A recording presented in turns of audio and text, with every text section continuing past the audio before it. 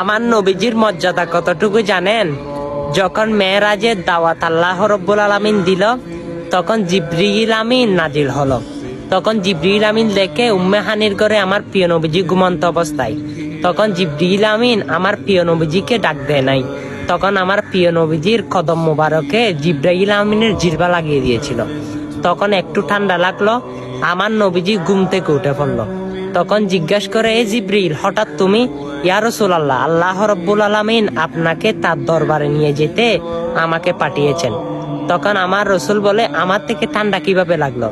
তখন জিবরিল আমিন বলে, ইয়া রাসূলুল্লাহ, আমি এসে দেখি আপনি ঘুমন্ত অবস্থায়, তাই আপনার ঘুমের আমি ডিস্টার্ব করি নাই।